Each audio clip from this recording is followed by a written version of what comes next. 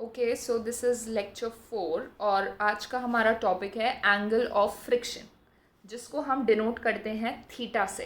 Angle of friction, ठीक है। So angle of friction between any two surfaces in contact is defined as the angle which the resultant of the force of limiting friction and normal reaction makes with the direction of normal reaction। ठीक है, तो अब क्या मतलब है इसका। तो suppose ये ब्लॉक आपका रखा हुआ है, ठीक है। अगर हम फोर्स आगे की तरफ लगाते हैं तो इसका जो लिमिटिंग फ्रिक्शन होगा, जो स्टैटिक फ्रिक्शन होगा, बेसिकली वो पीछे की डायरेक्शन में आएगा। एंड लिमिटिंग फ्रिक्शन क्या होता है, उसका मैक्सिमम लिमिट किसका, स्टैटिक फ्रिक्शन का, ठीक है। तो ये लग रहा है इस डायरेक्शन में, मतलब ये लिमिटिंग फ्रिक्शन आपका लग रहा है, ठीक है। So this is limiting friction और ये आपका नॉर्मल रिएक्शन। तो जो इन दोनों का रिजल्टेंट है, किसका, नॉर्मल रिएक्शन एंड एफएमएस का, वो आएगा इस डायरेक्शन में। इन दोनों का रिजल्टेंट जो एंगल बनाता है किसके साथ, नॉर्मल के साथ, उस एंगल को हम बोलते हैं एंगल ऑफ फ्रिक्शन। तो क्या किया, ये ब्लॉक था, ठीक है, जो नॉर्मल रिएक्शन है, ये नॉर्मल रिएक्शन है, ये आपका एफएमएस है। इन दोनों का क्या लोगे, सबसे पहले नेट फोर्स इधर आएगा इनका, है ना। और उसके बाद ये जो नॉर्मल रिएक्शन के साथ एंगल बन रहा है, that is your angle of friction. Is this clear, ठीक है। तो अब ध्यान से देखो, अगर मैं ये ट्राइंगल कंप्लीट कर लूँ तो अगर ये एफएमएस है जितना, ए बी भी उतना ही होगा, ठीक है। तो अगर मैं in triangle O A B लिखूँ, ओ ए बी, तो क्या हो जाएगा, tan theta is equals to a b upon o a. This is a b upon o a, ठीक है, perpendicular upon base. A b क्या है आपका, चूंकि ये एफ एम एस था तो A B F M S हो गया, डिवाइडेड बाय ओ ए। ओ ए क्या है आपका, नॉर्मल रिएक्शन, ठीक है। एंड ये जो चीज़ होती है आपकी, वो ध्यान से देखो, f M s by n ही म्यू एस होता है, तभी तो हम लिखते हैं that f M S is equals to mu S into n. ये फॉर्मूला होता है इसका, ठीक है। तो basically f M S upon n क्या हो जाएगा, coefficient of static friction, okay. So tan theta is equals to mu s. So coefficient of static friction mu s is equals to tan theta. Okay. Now if the angle of friction is 60 degree, find the coefficient of friction. अगर आपका angle of friction यानी theta आपका 60 degree है, तो coefficient of friction find out करो। हमने बताया that mu s is equals to tan theta, तो mu s equals to tan theta होता है, तो mu s कितना हो जाएगा, tan 60 डिग्री, that is √3। तो √3 होगा आपका कोफिशिएंट ऑफ फ्रिक्शन, ठीक है। Next is angle of sliding. अभी हमने पढ़ा था angle of friction, now this is angle of sliding. नाम से पता चल रहा है कि किस एंगल पर जो ऑब्जेक्ट है वो स्लाइड करना स्टार्ट होगा। मतलब सपोज अगर आपका प्लेन इस तरीके से, तो ऑब्जेक्ट इस पे रखा है, ऑब्वियसली स्लाइड नहीं होगा। अगर मैं इस एंगल पे रखूँ तो हो सकता है ना स्लाइड हो, लेकिन अगर मैं इसको और बढ़ा देती हूँ, मतलब इतना एंगल कर देती हूँ, तो ऑब्जेक्ट डेफिनेटली स्लाइड कर लेगा, ठीक है। So this is basically angle of sliding, कि कौन से एंगल पर जो ऑब्जेक्ट है वो स्लाइड करना स्टार्ट करता है। तो इसकी डेफिनेशन देखते हैं।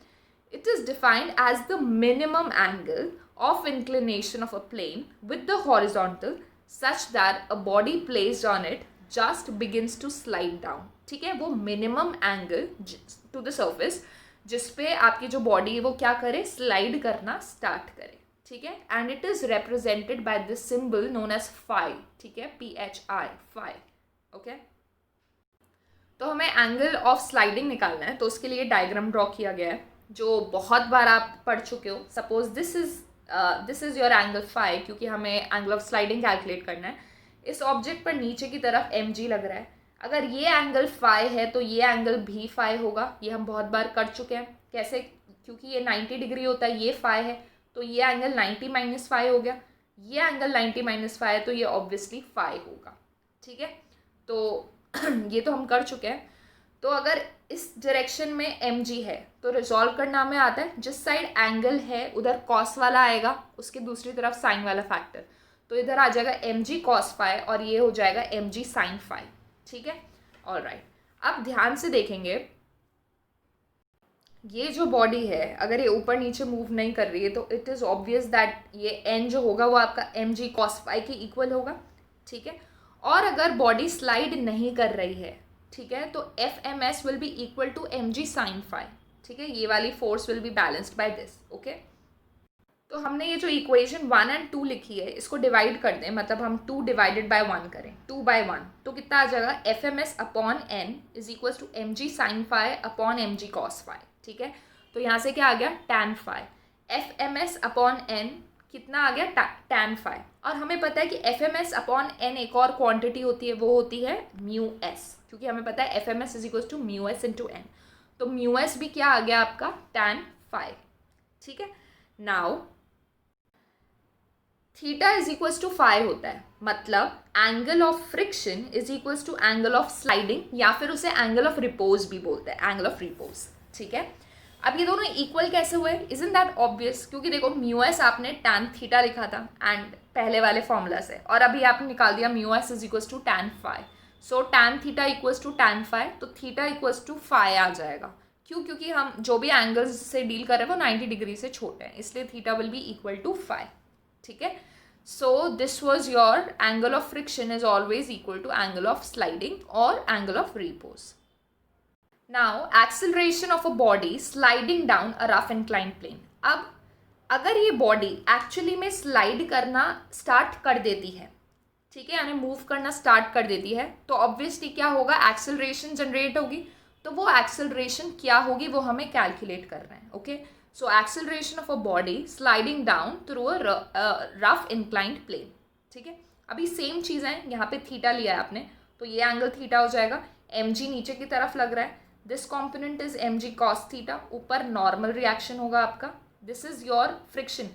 अब इधर मैंने एफ के लिया है ना कि F M S, because F M S क्यों नहीं लिया, because the body is actually moving, हम बोल रहे हैं कि बॉडी इज स्लाइडिंग डाउन, इसलिए कौन सा फ्रिक्शन पिक्चर में आएगा, एफ के।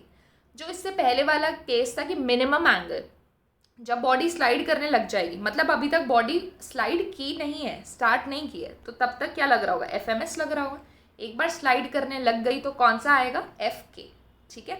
तो अब इधर हमको अगर इक्वेट करनी होंगी चीज़ें, तो obviously your normal reaction will be equal to M G cos theta, इसमें तो कोई दिक्कत है नहीं, ठीक है।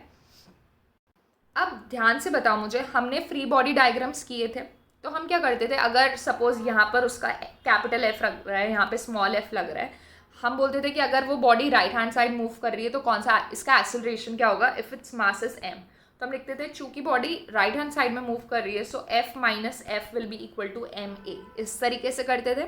अभी भी एकदम सेम है, देखो क्या, अगर बॉडी नीचे की तरफ स्लाइड कर रही है, मतलब ये वाली जो फोर्स होगी वो एफ के से ज़्यादा रही होगी, ठीक है। तो हम लिख सकते हैं that m ji sine theta minus f k is equals to m a, इस बॉडी का मास एम है और एक्सेलरेशन हमको पता करनी है, ठीक है। तो हम लिख सकते हैं एम जी साइन थीटा माइनस म्यू के N is equals to m a. क्यों, क्योंकि देखो एफ के क्या आ गया, एफ के आपका क्या होता है, म्यू के एन होता है, ठीक है। अब देखो एन भी आपको पता है, N is equals to M G cos theta, तो अब एन की जगह क्या लिख देंगे, एम जी कॉस थीटा। तो देखो एम जी साइन थीटा माइनस म्यू के एन की जगह m ji cos theta equals to M g, m पूरा कॉमन है तो कैंसिल हो जाएगा, तो क्या बचा, g sine theta minus mu k g cos theta is equals to a. तो क्या आपके पास एक्सेलरेशन मिल गई, जिससे क्या जो वो ऑब्जेक्ट रखा है वो नीचे स्लाइड करेगा, मतलब a is equals to g sine theta minus mu g cos theta, this is a formula, ठीक है। Now next is time taken to slide from top to bottom. अगर ये ऑब्जेक्ट जो इंक्लाइन प्लेन पे रखा है वो एक्चुअली नीचे स्लाइड करने लग जाए तो कितना टाइम लगेगा, ठीक है। तो देखो s is equals to U T plus half A T square हम यूज़ कर सकते हैं, ओके। s ये वाला डिस्टेंस, ओके, हाँ, तो s आप लोग को पता होगा कि कितना डिस्टेंस है, ओके। एंड उसके बाद हम मान के चल रहे हैं कि जो इनिशियल वेलोसिटी है इट इज़ 0, ओके। अब बचता है S is equals to half A T square, ये ए की जगह क्या डालोगे आप, ठीक है। तो यहाँ से सॉरी ये आपके पास आ गया S is equals to 0 plus half A T square, तो यहाँ से टी कितना हो गया, अंडर रूट 2s बाई ए। अब इस एक्सेलरेशन की जगह क्या रखोगे, ये वाला जो हमने अभी डिराइव किया है, क्योंकि वही तो एक्सेलरेशन था when the body is actually sliding down the inclined plane, ठीक है। Now if there is no friction, अगर फ्रिक्शन नहीं है and then the body sliding, तो क्या हो जाएगा यहाँ पर आपका जो म्यू होगा दैट विल बिकम 0। अगर फ्रिक्शन 0 है मतलब कोफिशिएंट 0 होगा ना, तो म्यू 0 हो गया, तो एक्सेलरेशन कितना आ जाएगा, ओनली जी साइन थीटा, ठीक है। Next is a block slides down and on an inclined plane which is inclined at 30 degree with acceleration is equals to g by 4. Find mu k. ठीक है, अब देखो ये सेम फॉर्मूला पे based है. अभी तो हमें फॉर्मूला याद है इसलिए हम डायरेक्टली लिख देते हैं. अगर नहीं याद रहे तो कैसे पता चलेगा क्या लगाना है. तो देखो स्लाइड एक्चुअली बॉडी कर रही है ना, बॉडी एक्चुअल में स्लाइड कर रही है, मतलब हम फ्री बॉडी डायग्राम वाली चीज़ यूज़ करेंगे, that m ji sine theta minus your f k is equals to m a, जो हमने डेरिवेशन किया था. तो वो याद करने की ज़रूरत नहीं है. अगर फॉर्मूला डायरेक्टली याद है तो वेरी गुड, ठीक है, अदरवाइज आप you can always derive. So a is equals to g sine theta minus mu k cos theta. Okay, तो ए क्या गिवन है यहाँ पे, g by 4 is equals to g sine 30 degree, क्योंकि theta is 30 degree, minus mu k g cos 30. ठीक है, अब देखो जी से जी हर जगह कैंसिल हो जाएगा. जी साइन 30 इज जी बाय 2. जब इसे सॉल्व करोगे यू विल गेट म्यू के इज इक्वल्स टू 1/2√3. ठीक है, अब एक आधा और न्यूमेरिकल्स करते हैं. A box of mass 20 kg is placed on horizontal surface. अभी surface horizontal है, ठीक है, कोई inclination नहीं है. If the coefficient of friction between the box and surface is 0.25, calculate the force of kinetic friction and acceleration produced under a force of 98 Newton applied horizontally. क्या बोल रहा है ये, सबसे पहले तो कि 98 न्यूटन का अगर इस बॉक्स पे हम फोर्स अप्लाई कर रहे हैं, ठीक है, तो एक्सेलरेशन बताओ. और मूव कर रही है बॉडी तो पीछे फ्रिक्शन लगेगा, और वो फ्रिक्शन क्या होगा, वो फ्रिक्शन होगा म्यू के एन, वो फ्रिक्शन होगा काइनेटिक फ्रिक्शन म्यू के एन. इसके लिए आपको नॉर्मल निकालने की ज़रूरत है. तो नॉर्मल तो बहुत इजी है, इसके लिए नीचे ये 20 kg का ब्लॉक है तो नीचे 20 g लग रहा होगा, तो ऊपर भी n कितना हो जाएगा 20 g. एक बार आपको n मिल गया देन यू आर डन. ठीक है, तो काइनेटिक फ्रिक्शन कितना होता है, म्यू के N is equals to mu K M G, क्योंकि वो एम जी के इक्वल ही होगा जो भी नॉर्मल फोर्स होगा. तो इट इज़ 0.25 इंटू 20 इंटू 9.8, तो एफ क्या आ गया 49. मतलब आपका जो काइनेटिक फ्रिक्शन है वो क्या है 49. ठीक है, अब आपको एक्सेलरेशन कैलकुलेट करना है कि किस एक्सेलरेशन के साथ ये बॉडी आगे मूव कर रही है. तो ध्यान से देखो, इस बॉडी पे आगे की तरफ 98 न्यूटन फोर्स लग रही है, इसका जो फ्रिक्शन लग रहा है वो लग रहा है इस पर 49 न्यूटन. तो हम क्या लिखेंगे, दैट 98 माइनस 49 is equals to m into a, जो भी एक्सेलरेशन है, एम भी आपको पता है तो यू कैन सॉल्व इट. तो ये कितना आ गया 49 इज इक्वल्स टू 20 ए, तो ए आपका आ गया 2.45 मीटर पर सेकेंड स्क्वायर. ठीक है, नेक्स्ट है work done in moving a body over a rough horizontal surface. ठीक है, अब किसी ऑब्जेक्ट को एक जगह से दूसरी जगह मूव कर रहे हो, फोर्स पिक्चर में आ रहा है, एक्सेलरेशन पिक्चर में आ रहा है ऑब्वियसली, बट कुछ वर्क भी तो किया गया होगा ना उस बॉडी को एक पॉइंट से दूसरे पॉइंट पे लाने में. ठीक है, मतलब वर्क कब आता है पिक्चर में, जब उस बॉडी पे फोर्स लग रही है और उसमें डिस्प्लेसमेंट हो रहा है. ठीक है, तो जब आप किसी बॉडी को मूव कर रहे हो फोर्स लगा के, दोनों चीज़ें पिक्चर में आ रही हैं तो वर्क डन भी आएगा. ओके, तो अगर मैं बोलूँ कि ये है ये आपका ब्लॉक है, ठीक है, एम जी नीचे लग रहा होगा, एन ऊपर लग रहा होगा, इस पे आगे की तरफ एफ लग रहा है, कैपिटल एफ, एंड पीछे की तरफ फ्रिक्शन एफ. तो a body is displaced from A to B, then work done against friction. Friction के अगेंस्ट कितना वर्क किया गया है, तो force of friction into displacement आएगा. ठीक है, वर्क डन अगेंस्ट फ्रिक्शन, तो एफ डी. ओके, अब एफ कितना होता है, म्यू इंटू एन होता है. ठीक है, तो इधर कितना आ जाएगा, म्यू एम जी, एन की जगह एम जी इंटू डी. ठीक है, नेक्स्ट है work done in moving a body up a rough incline plane. अब इस बॉडी को आप ऊपर लेके जाना चाहते हो. अभी तक क्या था कि ये जो बॉडी थी अगर ऐसे इंक्लाइन प्लेन पे रखे तो नीचे आ रही थी अपने आप, बट अगर आप इसको फोर्स लगा के ऊपर लेके जाना चाहते हो तो कितना वर्क करना पड़ेगा. ठीक है, तो अब देखो चेंज क्या होगा अगर हम इसका रिजॉल्व करें वेक्टर्स को. तो ये एम जी तो एज इट इज़ नीचे लग रहा है, ये आपका थीटा है तो ये भी थीटा रहा होगा, तो इस डायरेक्शन में एम जी कॉस थीटा आ गया, इस डायरेक्शन में एम जी साइन थीटा आ गया. इधर फोर्स लगानी पड़ेगी क्योंकि ऑब्जेक्ट को आपको ऊपर मूव करना है. अब जो डिफरेंस आएगा वो आएगा फ्रिक्शन पे, क्योंकि मैंने बताया है फ्रिक्शन कहाँ पर लगता है, मोशन के ऑपोजिट डायरेक्शन में. तो अगर आप ऑब्जेक्ट को ऊपर खींचने की कोशिश कर रहे हो तो फ्रिक्शन नीचे की डायरेक्शन में लग रहा है. ठीक है, तो फ्रिक्शन भी कहाँ लग रहा है, नीचे लग रहा है, फ्रिक्शन नीचे लग रहा है. ओके, तो इस ऑब्जेक्ट को ऊपर लाने के लिए कितना वर्क करना पड़ रहा होगा, एफ इंटू डी, और वो फोर्स किसकी इक्वल हो जाएगी पूरी की पूरी, ये एम जी साइन थीटा प्लस फ्रिक्शन, क्योंकि इसके बराबर इसे करना पड़ेगा. ठीक है, so m ji sine theta plus f into d which is mg sin theta plus mu mg cos theta into d. Okay.